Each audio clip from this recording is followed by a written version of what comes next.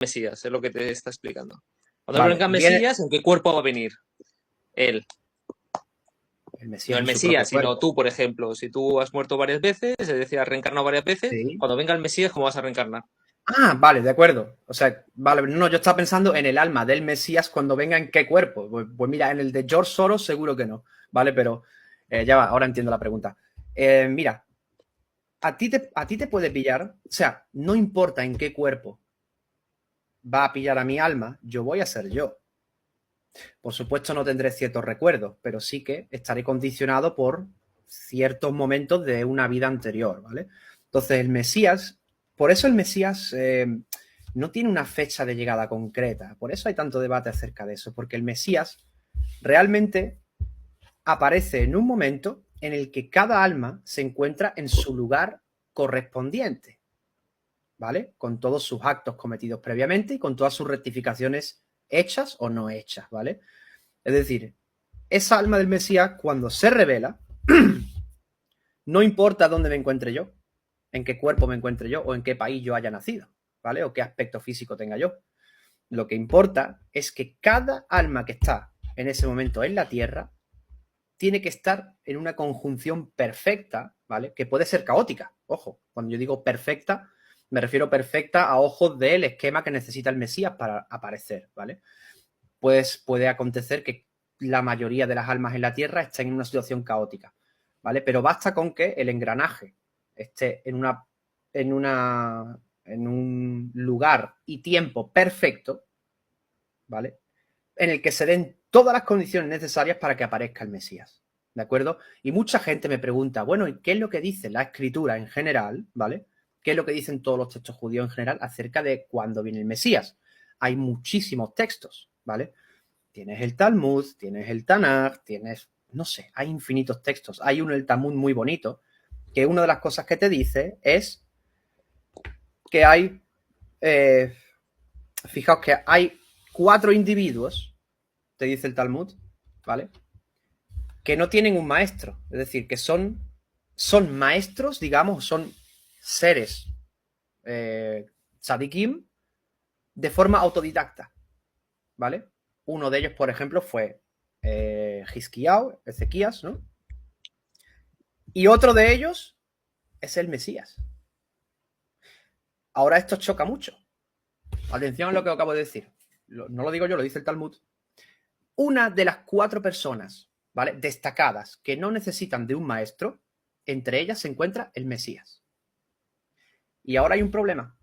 ¿Por qué? Porque cada vez que se sube un vídeo a internet, ¿vale? Haciendo clickbait diciendo el Mesías ya está aquí, los rabinos han revelado al Mesías, ¿vale? Siempre ese vídeo. Cada vez que acontece eso, siempre se señala a alguien, ¿vale? Que es alumno de un rabino. Sin embargo, el Talmud te dice que el Mesías no va a tener maestro. No va a tener un rabino como maestro. Es decir, no va a ser una persona que se pase el día entero en una yeshiva. Curioso, ¿verdad? Entonces podemos hablar de personas como tú, como yo, como los que nos estén viendo, ¿vale? Son más candidatos o sea, tú, yo y las personas que nos están viendo somos todos más candidatos a ser el Mesías que un chico que esté ahora mismo en una yeshiva estudiando día y noche. Eso es un golpe duro para quien piense que tiene que ser un judío piadoso, justo, estudioso, hijo de un rabino o alumno de un gran rabino. No, te lo voy a repetir, no te lo digo yo, te lo dice el Talmud, lo puedes leer, ¿vale? Son cosas que ahora alguien, por ejemplo, una persona un fiel creyente del cristianismo tiene que estar ahora riéndose, pero descojonándose de la risa. ¿Por qué? Porque diría, ¿veis cómo son unos neófitos estos judíos tan ciegos? Mira lo que están diciendo. Su propio Talmud dice esto. Primero, lo que yo os acabo de decir, id y lo comprobáis. Eso es lo primero, porque a lo mejor os estoy mintiendo. Segundo, una vez que lo hayáis encontrado, que lo vais a encontrar, ¿vale? Leed bien la frase y es verídico. Una de las 4 personas que no tendrá un maestro, digamos que no será alguien sometido a una escuela talmúdica profunda, una de ellas es el Mesías. Y ahora es interesante porque es que ahora, claro que tiene que cumplir con una serie de requisitos, ¿vale? Tiene que tener una descendencia clara hasta el rey David, ¿Me entiendes por dónde voy? Pero uno de los requisitos que se suma según el Talmud es que no tenga un maestro, que sea autodidacta. Curioso. Están diciendo que puede ser Guzmán, el Mesías. No, porque Guzmán es descendiente de... No, De entiende, Efraín. él no es descendiente de... Claro. Es Ben Efraín, es Ben Yosef. El Mesías Ben Yosef. Es curioso, sí.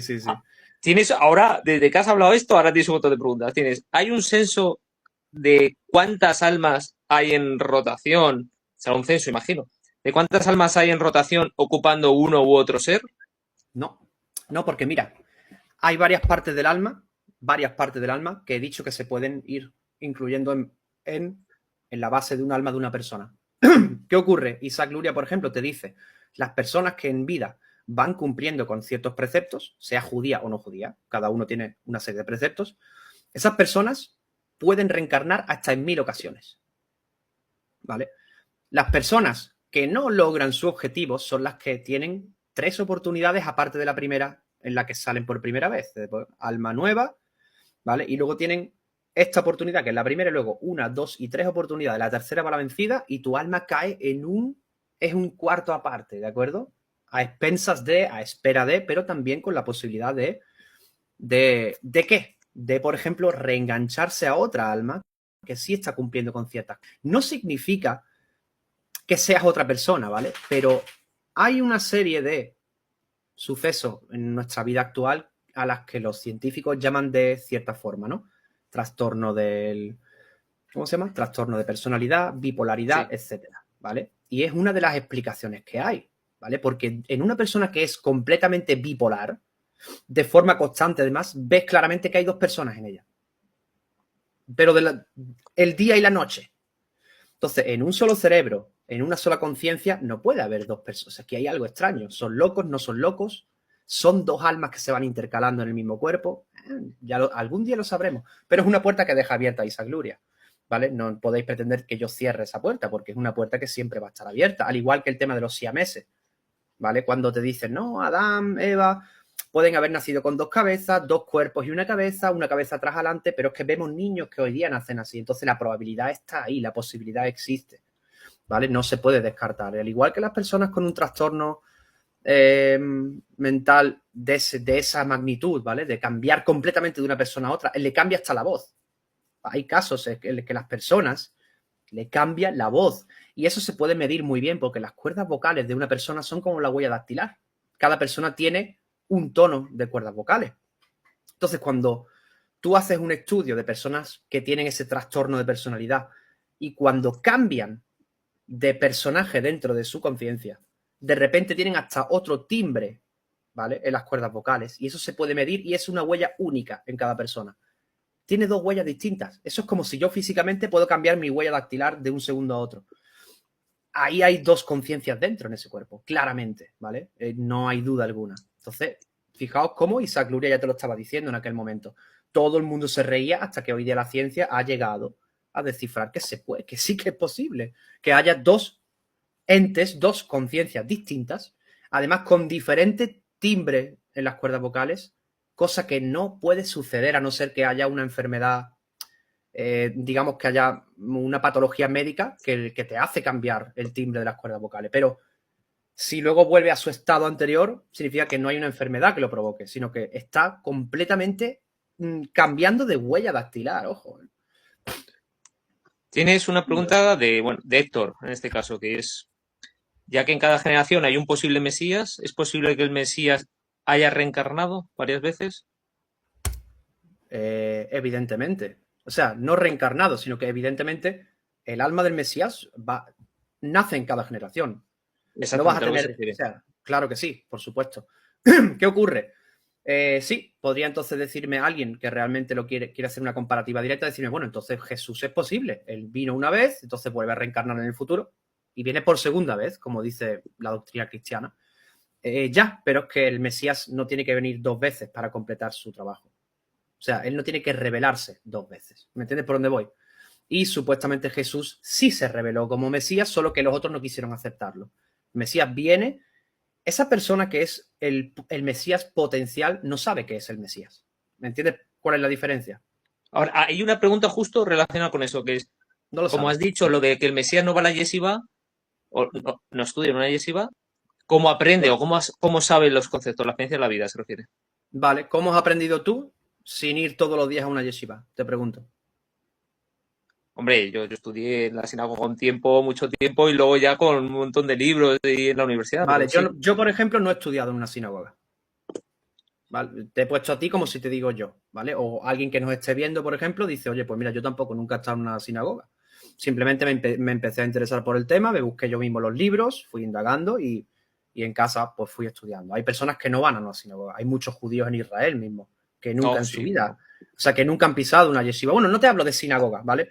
No es no ir a una sinagoga, sino ir a una escuela de Torah sí, específicamente, claro. ¿vale? En Europa sí las puede haber, pero no en la magnitud que hay en Israel. Y sin embargo, en Israel, más de la mitad de la población no va a una yeshiva. Mucho más de la mitad de la población no va a una yeshiva.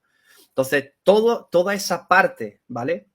Que está hoy día enfrentada al judaísmo religioso, es más propensa a albergar al Mesías que el propio judaísmo ortodoxo. ¿Entiendes ahora por qué he dicho que hay un choque importante? Porque el Talmud te dice, técnicamente te dice, que el Mesías, ¿vale?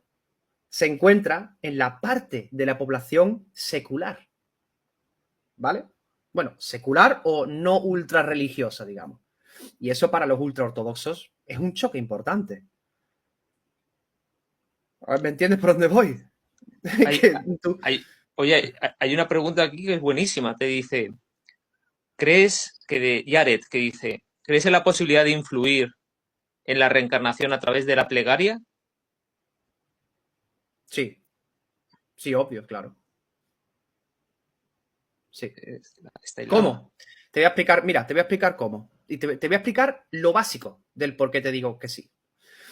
Cuando tú, por ejemplo, en la Torah tienes palabras para definir el alma como nefesh, como neshama, ¿de acuerdo?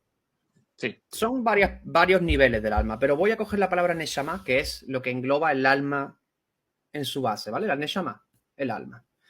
Vale, la neshama es lo siguiente. Se escribe, ¿sabes cómo se escribe neshama? No tengo aquí ahora para escribir, o sea, si tuviese aquí la tablet, pues te lo... Tienes la primera letra que es la nun, ¿de acuerdo? sí. ¿Qué forma tiene la nun? La nun tiene una forma, ¿vale? La parte de arriba está agachada y es como la nun representa, claro, la letra nun representa a una persona realizando una plegaria, ¿de acuerdo? La postura de plegaria. Entonces ahí estás realizando una plegaria. Luego te sigue la siguiente letra, ¿vale? Que es Shin Mem, ¿vale? La Nun es alguien realizando una plegaria. La Shin y la Mem hacen Shem, nombre, ¿de acuerdo? Y la Hei es cuando tú haces esa pronunciación, ¿vale? Es cuando tú expulsas o como cuando Dios insufla el alma, ¿de acuerdo? Ahora, significa que la palabra Neshama significa, mediante la plegaria, ¿vale? Eliges un nombre y ese nombre lo pronuncias, que va a ser el nombre de la persona que va a nacer. Tú le das, los padres son los que realizan esa plegaria, ¿de acuerdo? La pueden hacer también abuelos, la pueden hacer incluso familiares, tíos, incluso amigos de la familia, ¿vale? ¿Cómo? Mediante una plegaria. Es decir, tú primero realizas una plegaria, piensas en el nombre que va a tener ese ser, ¿vale?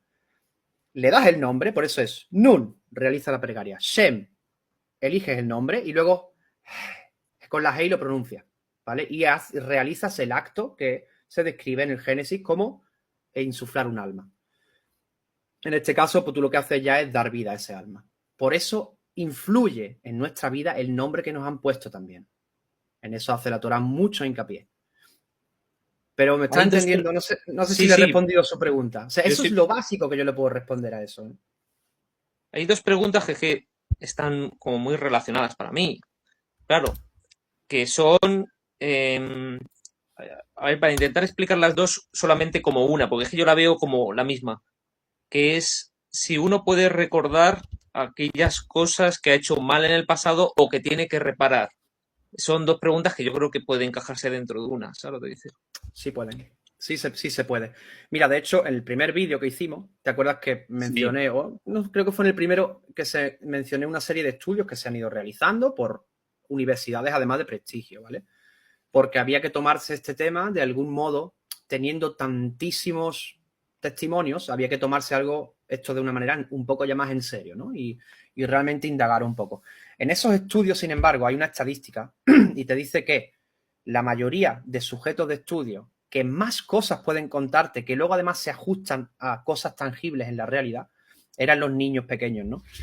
Pero te dice que creo que a partir de entre los 6 y 7 años, ya dejan de recordar eso por sí solos. Es como que se va borrando, ¿vale? Porque tienes que incorporarte a esta nueva vida actual, ¿no? Y de ahí viene luego también el encaje de que Isaac Luria te explica perfectamente que la primera parte del alma, la más llana como el Nefesh, te dura hasta los 7 años, luego adquieres un nivel superior a partir de los 7 y cada 7 años hay un incremento, ¿vale?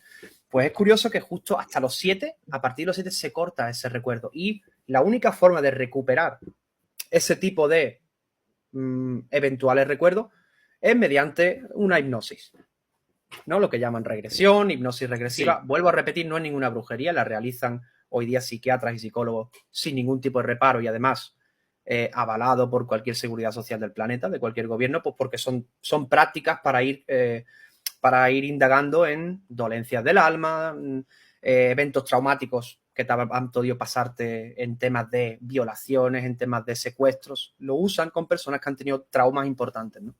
Para ir precisamente, para ir cogiendo el recuerdo más fresco posible, ¿no? Se escapa de las manos en la ciencia, ya lo dije, en el momento en que le hace retroceder más años de los que lleva viviendo y te sabe narrar una historia y una serie de sucesos. Entonces, el psicólogo, el psiquiatra o la persona, el terapeuta que está tratando eso dice, vale, una cosa es que tú sepas recordar mediante una hipnosis lo que te pasó hace 6 años. Otra cosa es que tú me estés narrando ahora lo que te pasó hace 82 años. Pero tú tienes 25, no me jodas. ¿Entiendes por dónde voy? Y ahí es donde entra ese estudio curioso, ¿no? Acerca de las reencarnaciones. Y bueno, hay datos que se han arrojado demasiado espeluznantes, ¿no? Quien quiera creerlo o no creerlo, no hace falta, no es una cuestión de creencia. Muchas veces también es una cuestión de decir, voy a tener que empezar a planteármelo, ¿no? Cuando te da una serie de detalles que nadie más puede conocer, que él mismo no puede conocer y que cuando sobre todo se trata de un niño te da una serie de detalles tan vívidos y tan claros como si hubiese usado el Google Maps durante toda su vida para decirte qué montaña hay detrás de su casa, cómo se llama el vecino de la casa de al lado y a lo mejor te habla de un pueblo que está en Tirjikistán. Tú dices, ¿cómo cojones has llegado a saber eso? Si tú vas a ese sitio y lo compruebas y encima es real, entonces hay un problema. O no, pero hay un problema para la ciencia. Hay una pregunta que a mí me parece demasiado interesante, bueno, más o menos. Es decir, está enfocada más o menos, que es sobre la xenoglosia, ¿no? Que la capacidad de hablar una lengua que no conoces y está relacionada con la reencarnación.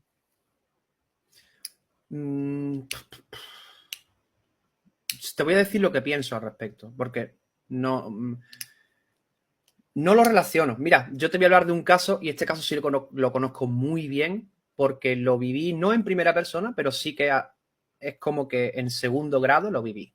Una chica en Serbia, si no, ojo, no quiero, si me equivoco, pero creo que fue Serbia.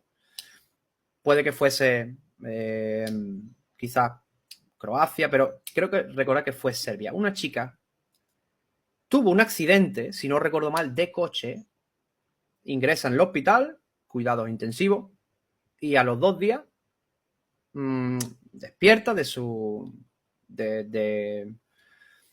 No estaba en coma, pero estuvo muy sedada. Despierta, se acerca un familiar, creo que fue el padre, y la chica no deja de hablar serbio.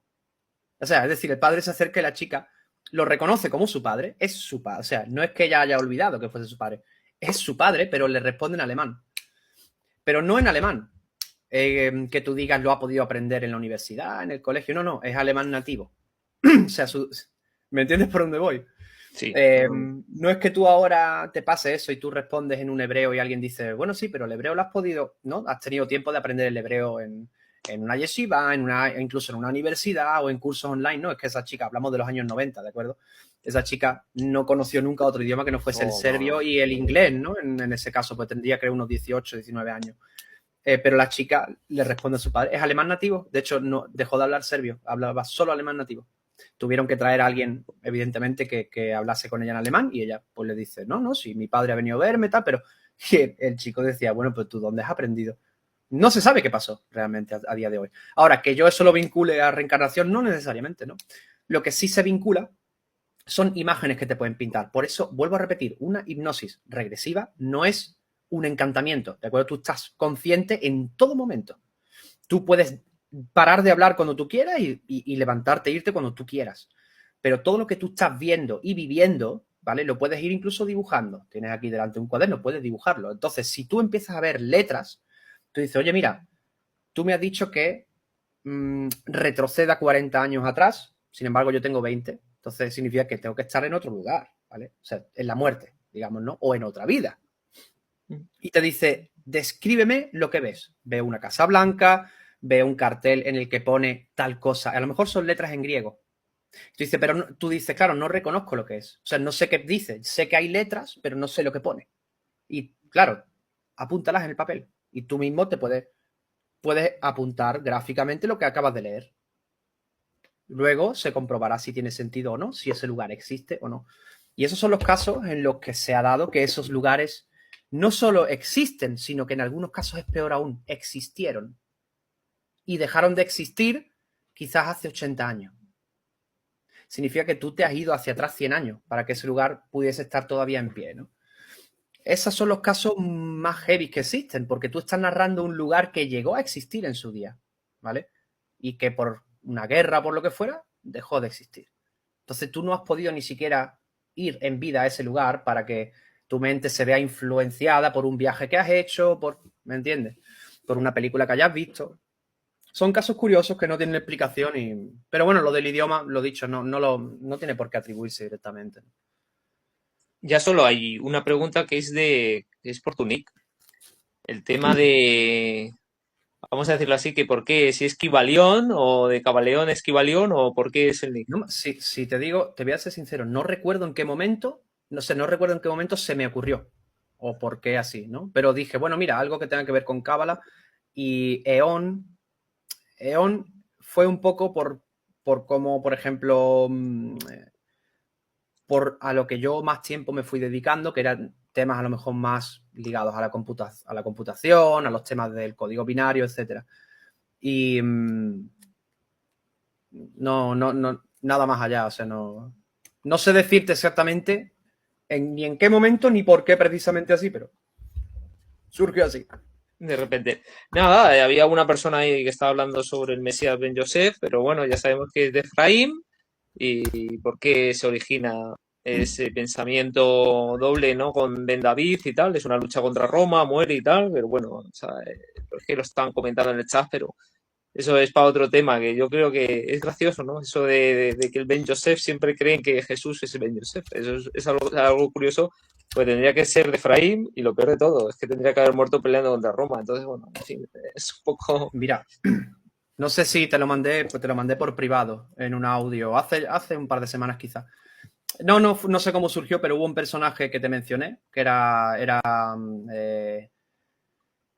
Yahya ibn Habib, que fue un general o un comandante de un ejército árabe, musulmán, que entró en la península ibérica, ¿vale? En esos movimientos de conquistas árabes, islámicas en Andalucía, ¿no? En el sur de España, que era descendiente del rey David, además directo, ¿vale? O sea, él tenía trazado todo su linaje hasta una de las vertientes del rey David. ¿Por qué te cuento esto? Acabo de olvidarlo. Pero sí, te lo cuento porque... Kibalión, lo de tu nombre. No, te lo contaba porque había varias personas... porque había varias personas que estaban diciendo, qué curioso lo de que el Mesías no tiene una yeshiva. Es sí, más, sí. fíjate, esa persona, ¿vale? Yahya ibn Habib, hablamos y te vuelvo a repetir, me voy a equivocar en el siglo, pero yo diría que siglo XI, más o menos. Encartó con las revueltas que hubo en Sevilla, más o menos, ¿vale? Vamos a irnos a ese tiempo atrás, o sea, hace ya 1000 años, ¿ok? Vale, más o menos en esa época, fijaos que él tenía trazado su linaje. Sin embargo, él era comandante, ¿vale? De tropas, además un muy alto cargo militar, de tropas musulmanas. Es decir, él era un potencial Mesías, a eso es lo que iba. Él era un potencial candidato a Mesías y sin embargo estaba en el bando de las milicias musulmanas. Él no iba a una yeshiva, él no era un rabino, él no, ¿me entiendes por dónde voy? Entonces era un potencial Mesías sin formar parte de forma cotidiana de todas las costumbres, festividades judías y estudios de Talmud y judaísmo, ¿de acuerdo? De lo contrario, todas las personas que estuviesen vinculadas a un linaje del rey David, ¿no? A día de hoy, tendrían que estar todas juntas en sinagogas y estudiando y demás. Sin embargo, no acontece así. Y os acabo de poner un claro ejemplo, ¿vale? Que dentro del judaísmo se conoce que esa persona era descendiente del rey David, por ende potencial Mesías, posible Mesías, y estaba en el bando musulmán, ¿de acuerdo? Claro, posteriormente acontece que cuando entran en la península ibérica, van por Andalucía, él se vuelve del bando de los judíos porque ve cómo los judíos estaban siendo sometidos y por supuesto regresa a sus raíces y defiende el judaísmo, ¿no? Se convierte como en un, no un mártir, pero como en un partisano, ¿no? Partisano se le dice. Ok, pues más o menos así funciona, así fue, ¿no? Entonces, incluso en el momento en que él se convierte, fíjate cómo es la cosa, en el momento en que él pasa al bando judío, es decir, hace teshuvá directamente, además. Arrepentimiento, sí. Rectifica, además, el que haya estado luchando en el bando opuesto, rechaza todos sus honores, todos sus lujos que tenía, su sueldo, su reconocimiento como gran general, etcétera, y opta por ese cambio, ¿no? Entonces, ¿qué ocurre en ese momento? En ese momento él es un extremo potencial Mesías, extremadamente además, ¿vale? Porque estaría implicado en una cierta guerra, ¿vale? En un posible regreso de todos los judíos que había en España hacia Israel ya en aquella época, estuvo a puntito de ser el Mesías, digamos, ¿no? Por eso muchos hoy día están a punto de serlo y no llegan a serlo. ¿Por qué? Volvemos a lo anterior que habían preguntado, porque el engranaje todavía no es lo suficientemente perfecto, pero cada año que pasa, ese engranaje se va perfeccionando. Cada vez hay más candidatos, porque cuantos más niños nacen, sabemos que la población mundial va creciendo, por ende, cada descendiente de David, ¿vale? Lo sepa o no lo sepa, que lo es, tiene 2, 3, 4, 5 hijos, es decir, de un posible Mesías en vida, hay paralelamente en vida, en el mismo tiempo, otros 5, que son sus hijos, cada uno de los 5. Cuidado, que puede haber potencialmente Mesías, puede haber muchos. Que el alma del Mesías esté en la tierra solamente puede estar en una persona, pero potencialmente ese alma puede entrar en cualquiera de ellos, puede nacer en cualquiera de esos cuerpos de los que yo te estoy mencionando. Y no tiene que ser religioso. Bueno, puede que sea religioso, pero no tiene un maestro, una yeshiva, pero es religioso. Me refiero que el Talmud no te dice que sea una persona secular no creyente. No, el Talmud simplemente te dice que él no tiene un maestro. ¿Me entiendes por dónde voy? Él no tiene un rabino que le haya enseñado. Hay una pregunta, pero esta no es, no, o sea, no la tienes que contestar tú, que nos habla de si hay meditación en el judaísmo. Hay en Breslov se conoce y Bodedut, que es como ir bueno, a soltar todo y todas esas cosas, ya sabemos. Pero con y Bonenut, no con, o sea, Nut, eso es meditación en hebreo, es decir, por si hay alguno, como lo decía Camilo, estaba preguntando que si hay meditación, ¿no? Entonces yo voy a contestar eso, pero, joder, tú estás hablando del tema de los mesías y todas estas cosas de David, ¿no? De descendiente de David. Marzutra fue rey en el siglo VI y fue crucificado. O sea, estamos hablando de Marzutra, que era un esilarca, es decir, un descendiente de David, digámoslo así, como príncipe. Es decir, fue coronado como príncipe, esilarca en el exilio y murió crucificado. Creo que es el 520 o algo así. Así que imagínate, es decir, que tenemos ahí, lo que pasa es que, bueno, claro, no vamos a tocar todos esos temas y yo creo que ya está, o sea, yo creo que no hay ninguna más, está casi todo, o sea, hay mucha gente que sí dice que de cuando eran niños pues eran cristianos y aún así dicen que pensaban en el judaísmo y todas esas cosas, pero tengo que hacer una pregunta porque si no luego me matan, que es, porque me lo preguntan luego varias veces en los comentarios, me dicen, ¿el Mesías tiene que venir de esos 36 justos de los que se suele hablar mucho en el hasidismo, o los 36 justos o no? Que ahora tendrías que preguntarle tú a uno de esos hasídicos, ¿vale? ¿Qué es lo que entiende del Talmud cuando te dice que el Mesías no es una persona que tenga un maestro y atienda a una yeshiva de forma continua? Es una persona que no es, digamos, estudioso en Talmud y Torah. ¿Se le puede considerar justo? ¿Se le puede considerar un tzadik? Te pregunto. Es la primera pregunta que tienes que hacerte. ¿Me entiendes por dónde voy? O sea, ¿saldrá de esos 36 justos? Yo creo que es un texto para... O sea, es una idea, es un concepto paralelo, ¿vale? No Sí. lo veo yo indicado hacia el Mesías, que él sea uno de los 36. Yo creo que incluso todo lo contrario. O sea, que el texto te indica todo lo contrario. Simplemente que existen 36 de un bando no judío, ¿vale? y 36 del bando religioso judío. Pero no lo veo relacionado con que el Mesías salga de esa parte, ¿no? De un tzadik. Porque no, yo creo que nadie técnicamente consideraría tzadik a alguien que no realice una serie de estudios de Torah, ¿no?